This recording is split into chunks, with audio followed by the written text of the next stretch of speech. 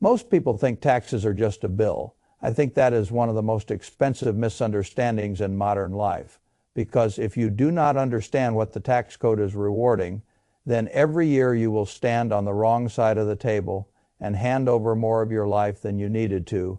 You will work, you will save, you will try to get ahead. And then, right at the moment when your effort finally starts to compound, the system will reach in and take a larger bite than it takes from the people who learned a different game. I have spent my life studying incentives. I have watched markets, managers, politicians, salesmen, and ordinary families all respond to one force more than any speech, any ideology, or any slogan: incentives. Show me what a system rewards, and I will show you what that system will produce. That is why the richest people in the world do not look at the tax code the way the middle class does. The middle class looks at it like weather, something annoying, unavoidable, and largely outside their control. Wealthy people look at it like a compensation schedule. They ask one question first: what is the government willing to pay me to do? Not with a check written in plain English, with deductions, with credits, with deferrals, with exclusions, with depreciation, with treatment that changes the after-tax return of an investment so dramatically that two people can make the same nominal dollar and live in completely different financial worlds. That is the part most people never see. They think the tax system is designed only to collect money. It is not. It is designed to push behavior. The government wants businesses started. It wants people hired. It wants buildings bought, repaired, rented, and expanded. It wants domestic energy produced. It wants capital moving into the exact corners of the economy that keep employment alive, housing available, and infrastructure functioning. And when it wants something badly enough, it does not beg. It bribes. It does it through the tax code. So the real divide in America is not only between people who earn more and people who earn less. A quieter divide sits underneath that one. It is the divide between people who earn income in ways the tax code does not love and people who build wealth in ways the tax code aggressively rewards. If you miss that distinction, you can spend 30 years climbing and still feel like gravity is winning. If you understand it, you start to see a different machine entirely. You stop asking, how do I pay less tax? As if that were some kind of trick. You start asking, which activities is the system already subsidizing, and can I align part of my life with those activities? That is a much more powerful question, and once you ask it, 3 doors appear. The first door is business. The second door is real estate. The third door is energy. I am not saying every person should rush through all 3. I am saying that if you do not understand why these 3 doors are treated differently, then you do not understand why wealth compounds faster for some people than for others. The middle class is often taught to focus on earning, budgeting, and clipping coupons around the edges. There is nothing wrong with discipline. Discipline matters. But discipline without structure is like rowing against a current while someone else is floating downstream with the map. The tax code is the map, and the first thing that map tells you is this: the government does not reward you most for consuming. It rewards you for producing. That is where business enters the picture. When I was younger, like most people, I understood income in a very plain way. You earn money, and then the system takes its cut. What took me longer to appreciate was how much power sits in the difference between being taxed on gross activity and being taxed on net activity. That difference sounds technical. It is not. It is life-changing. A wage earner receives income with very little room to shape its path before taxes land. A business owner, by contrast, is operating inside a structure where many expenses connected to creating that income reduce the amount that is taxed in the first place. That means the tax system is acknowledging that production costs money, and, more important, that production is valuable enough to encourage that single shift changes the game. Now, your software matters, your marketing matters, your equipment matters, your professional fees matter. In some cases, parts of your housing, your vehicle, your travel, and your meals may matter when they have legitimate business purpose. The point is not to get cute. The point is to understand that the government has decided very clearly that business formation and business expansion are so useful to the country that it is willing to subsidize them. Why? Because small businesses are not some side decoration in the economy. They are an employment engine. Nearly half of all jobs in this country come from small businesses. Take that away, and unemployment does not drift a little higher. It explodes. So the government sends a message with the tax code: build higher. Spend to create capacity, take risk. And we will soften the tax consequences if you do. That is why I say taxes are not only a bill, they are also a signal. Even at the very beginning, before a business has proved anything, the system is already offering encouragement. If you investigate and research a new business and legitimately launch it, you can write off up to $5,000 of startup costs and another $5,000 of organizational costs. Think about what that means psychologically. The government is telling you that even the act of moving from idea to enterprise is valuable enough to reward. Most people never use this. They spend years thinking they need a giant company, a fancy office, a perfect plan, or some grand permission slip before they can enter a structure. The tax code respects more favorably. They do not. Sometimes the shift begins with something small: a side business, a consulting practice, a service, a small digital operation, a local trade, a real venture that exists to create real economic activity. Once that machine turns on, you are no longer standing entirely where the pure consumer stands. You have moved at least partly onto the production side of the line. That line matters more than people think. And then the system gets even more generous as income rises. Qualified business income can receive an additional 20% deduction. In many cases, that is not a minor footnote. That is the government saying, in effect, if you create income through the right channel, we will not treat every dollar the same way. The lesson is bigger than the provision. Wealth is not only about how much money comes in, it is about what legal architecture that money moves through before it arrives in your hands. That is why two people with similar energy can end up with very different outcomes. One person is being taxed inside a narrow corridor. The other person is operating inside a structure filled with expense recognition, planning flexibility, and incentive alignment. If you want to understand how powerful that becomes at scale, look at what large companies did for years. One of the largest companies in the world, Amazon, paid zero federal income tax for years despite earning enormous sums because it kept investing aggressively into the business in ways the code rewarded: property equipment, offices, warehouses, servers, delivery infrastructure, research and development. Those were not random expenditures. They were productive reinvestments that expanded the enterprise and triggered deductions and credits that offset taxable income. The lazy mind hears that and says the system is unfair. The disciplined mind asks a harder question. What behavior was the system paying for? Jobs, capacity, logistics, infrastructure, innovation? The code was not randomly showing favoritism. It was revealing its priorities. And once you see that, you stop being shocked by outcomes and start reading the rule book more carefully. Here is the mechanism I want you to remember. I call it the production reward loop. You create or buy productive activity. That activity generates expenses the tax code is willing to recognize. Those deductions and credits lower the immediate tax drag. The lower tax drag leaves more capital inside the machine. That extra capital can be reinvested into more productive activity. And the cycle keeps turning. Most people spend their lives inside the consumption drain. They earn, they spend, they get taxed heavily along the way. Then they try to invest with what is left. The production reward loop works in the opposite emotional direction. It lets planning happen before some of the tax friction has fully bitten. That is why it feels like the system is paying you back for behaving the way it wants, because in a very real sense it is.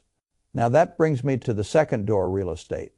This is where ordinary people finally begin to see what the wealthy have understood for generations.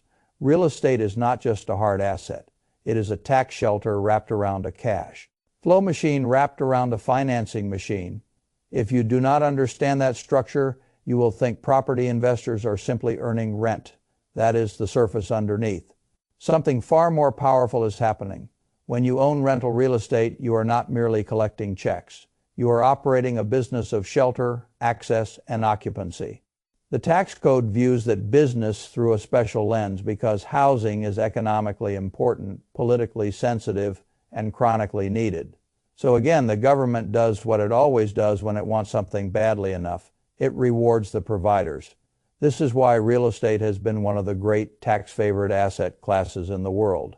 Not because buildings are magical, but because the government wants people to own, improve, and supply them. The single most misunderstood tool in this entire area is depreciation. On the surface, depreciation sounds absurd. Real estate often appreciates over time in actual market value. It may become worth far more than when you bought it.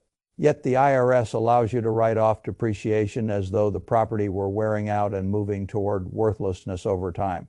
That sounds like a contradiction. It is a contradiction in market reality. It is also a gift in tax reality, and gifts inside the code matter, because depreciation is a non-cash expense. That phrase is dry. But do not miss its force. A non-cash expense means you may receive real cash flow from a property while also claiming a paper expense that reduces the taxable income attached to that property. Then you can stack other recognized costs on top of it: mortgage interest, property taxes, insurance, repairs, management fees. By the time all of those deductions arrive, many investors report little to no taxable income from rentals that are, in ordinary language, actually putting cash in their pocket. That is not accidental. That is policy.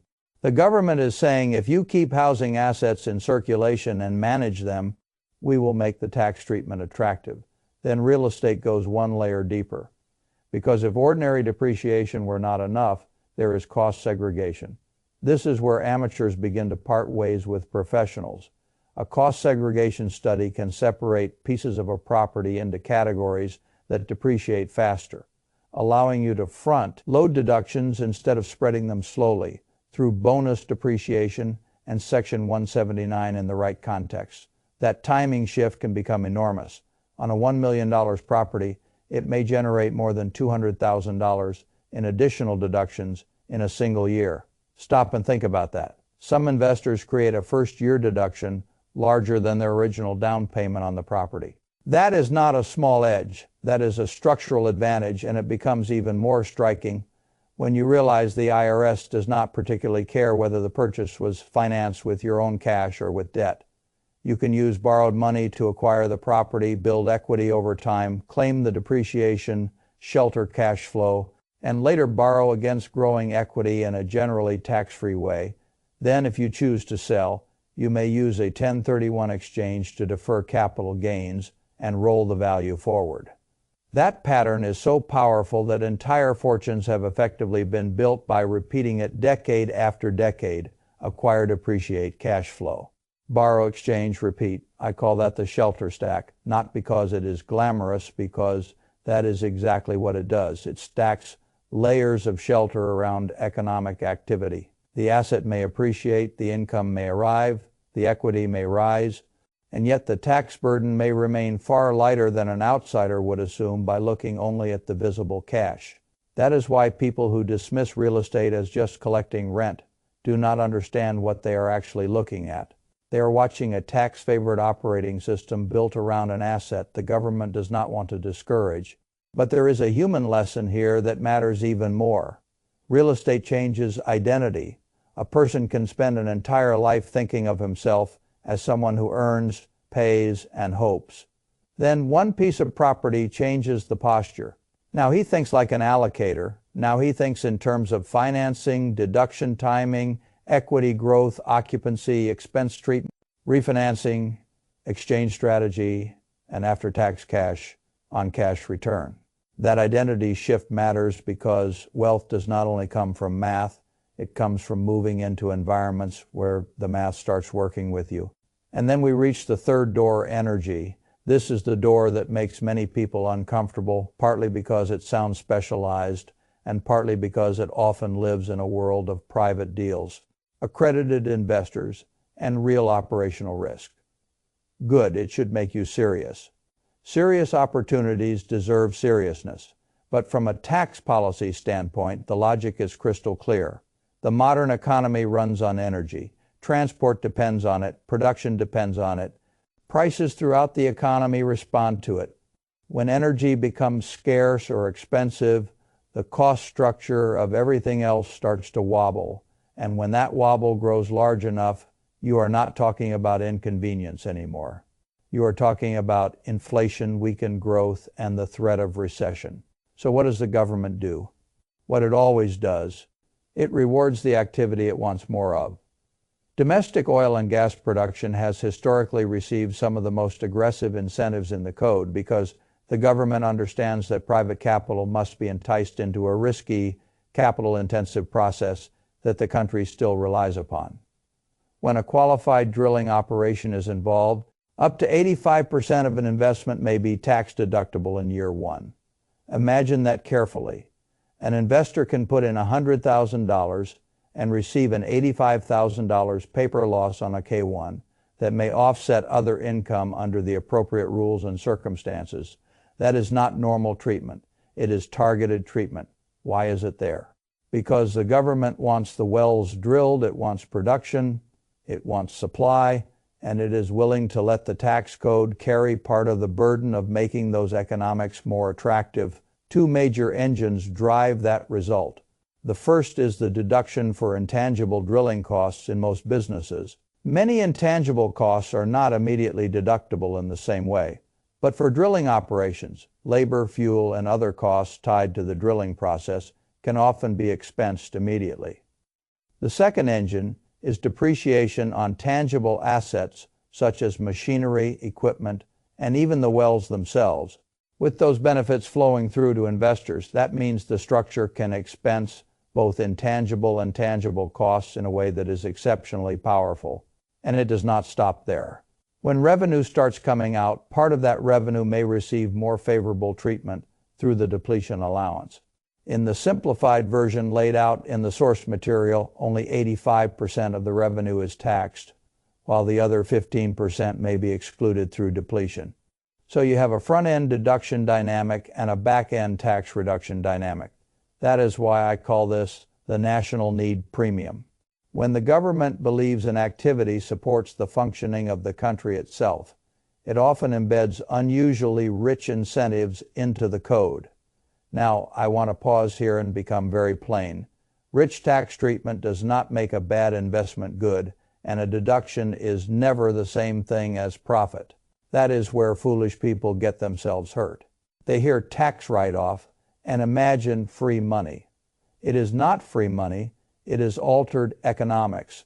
The underlying investment still needs competent operators, real due diligence, proper guidance, and a sober understanding of risk. In the case of private energy deals, those risks can be very real, and many are not suitable for unsophisticated investors. But the existence of risk does not erase the lesson. The lesson is that when a nation urgently needs a result, the tax code often reveals that urgency more honestly than speeches do. Look at the incentives and you can see what the state wants built. That is why I say taxes are a map. Business tells you the government wants productive enterprise. Real estate tells you the government wants housing and property investment. Energy tells you the government wants domestic supply and stability. And once you see those three doors clearly, a larger pattern emerges. Most people are trying to build wealth after taxes. The wealthy often build wealth through structures that change the tax outcome before the final number ever lands. That sounds like a subtle distinction, but it is the entire game. I call it the order of operations advantage. The ordinary path looks like this. Earn first, get tax, save what remains. Then hope your investments are strong enough to outrun the drag. The incentive, aligned path looks different. Build or invest through tax, favored channels, recognize deductions, credits, and exclusions along the way. Reduce the drag before the final after-tax figure is determined. Retain more capital. Then compound from a stronger base. That stronger base is everything. If two people earn similarly over long stretches, but one compounds from a consistently less taxed base, the gap in outcome can become shocking. Not because one is smarter in conversation, not because one wakes up earlier, because one understood structure. Most financial frustration in America comes from trying to solve a structural problem with motivational energy. People tell themselves to work harder, spend less, and be more disciplined. I have nothing against discipline. But if you never graduate from pure income to incentive, aware allocation, you may spend your best decades feeding a system that rewards you less than it rewards the person next to you. This is the point where many people become emotional. They hear all this and feel anger. I understand the emotion. But anger is not a strategy.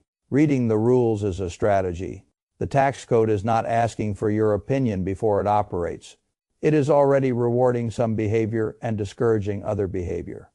So the practical question is not whether you like that reality. The practical question is whether you are willing to learn from it. Once a different framework appears, you stop thinking like a taxpayer reacting to a bill. You start thinking like an allocator deciding where to stand.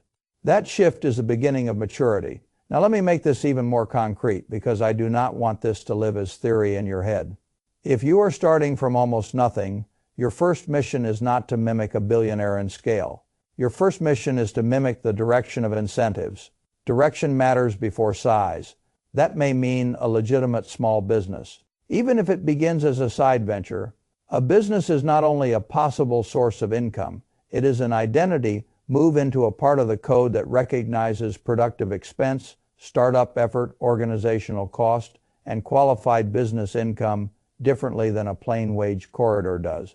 It may mean studying real estate until you understand what depreciation, cost segregation, expense stacking, financing, and 1031 treatment actually do to after-tax outcomes.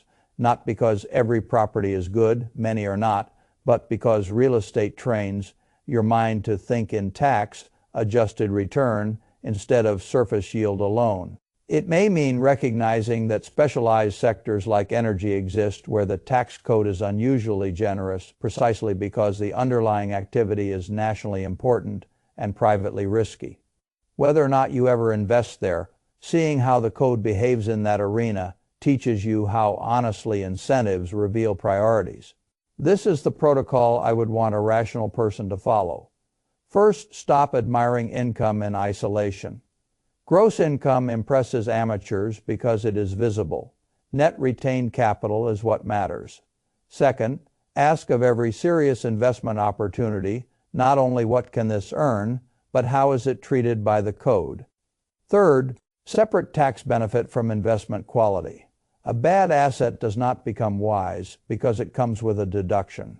Fourth, whenever possible, move from a life built entirely on taxed labor toward one that includes at least some ownership, some productive asset exposure, or some incentive. Align structure. Fifth, keep records. Stay legitimate. Use competent professional guidance where the rules are technical, and never confuse aggressive planning with sloppiness. That last point matters. The goal is not gamesmanship. The goal is alignment. The government wrote these incentives on purpose. Use them lawfully, understand them deeply, and treat them with respect. The people who win for decades are usually not the people chasing flashy loopholes. They are the people who understand recurring patterns. And the recurring pattern here is very simple. The tax code punishes passive drift and rewards targeted usefulness. If you become useful in the way the code wants, you often keep more of what you build. If you stay entirely outside those lanes, you may spend a lifetime wondering why progress feels so expensive. Now, I want to say something that many people need to hear. There is a difference between moral discomfort and strategic blindness. Some people hear about tax-favored structures and retreat into a kind of virtue theater. They say they would rather just pay what comes and move on. That is their choice. But there is nothing noble about being ignorant of incentives that were openly created to direct private capital into productive parts of the economy. When you build a business that employs people, you are doing something useful. When you provide housing and manage property, well, you are doing something useful. When capital supports domestic energy production, the government clearly believes it serves a useful function too.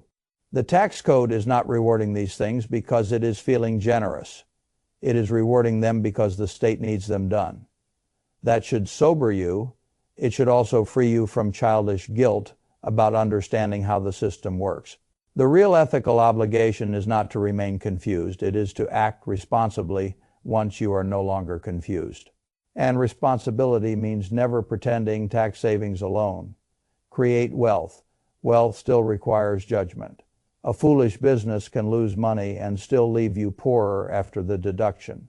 A poorly chosen property can create headaches, vacancy, and capital loss. A speculative energy investment can go wrong in ways the tax benefits do not repair. So you must hold two ideas at once. The code offers powerful rewards. Those rewards do not replace intelligence. That balance is where adults live. When I look back over the financial mistakes people make, one stands above the rest. They focus on yield before structure, on income before treatment, on activity before incentives. They rush toward money without asking how the system will classify the path they use to get there. And classification changes destiny. The same effort routed through different structures can leave dramatically different amounts of capital available for the next move. That next move is where fortunes begin. Because all compounding needs a seed, the tax code helps determine how much seed survives each season. If too much is stripped away every year, the field stays thin. If more survives and is redeployed through incentive, aligned channels, the field thickens, then the field starts feeding itself. That is how explosive wealth is often misunderstood. People imagine some overnight event. Usually it is simply a stronger base, protected more intelligently, reinvested more deliberately, under a structure with less drag. There is nothing magical about that, but there is something relentless about it. And relentless math will bury emotional opinion every time. So here is the final choice.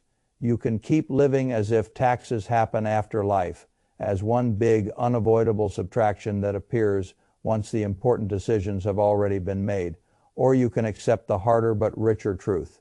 Taxes are woven into the decision itself, into what you build, into what you own, into what kind of income you pursue, into what kinds of risks the government is willing to subsidize, into whether your effort compounds from a weak base or a strong one.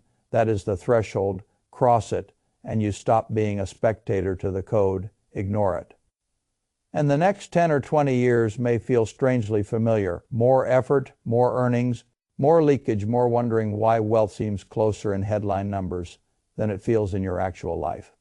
I would not accept that. I would read the map. I would study the three doors. I would learn why business sits where it sits, why real estate sits where it sits, and why energy sits where it sits. I would understand the production reward loop, the shelter stack, the national need premium, and the order. Operations advantage. And then I would make my decisions like a person who finally understands that the tax code is not merely counting what you did. It is rewarding what it wanted done. That is the mirror most people avoid, because once you see it, you can no longer pretend that ignorance is neutral. You are either paying into a structure you never studied, or you are deliberately positioning yourself inside activities. It was designed to reward. One path makes you feel busy. The other path gives your capital a better chance to survive. And if you ask me which side of that contract I would rather live on, my answer is simple. I would rather own productive things. I would rather stand where the incentives are. I would rather build where the code is already pushing. Because in the end, wealth is not only what you earn, it is what you are allowed to keep, what you are able to protect, and how intelligently you redeploy it after the system has taken its turn. That is the real test. Not whether you can make money once, whether you can make it inside the right structure often enough for the compounding to become undeniable. That is where the game changes. That is where regret begins to disappear. And that is where a person stops asking why the wealthy seem to live by different rules and finally realizes something more unsettling. The rules were visible the whole time. Most people just never read them.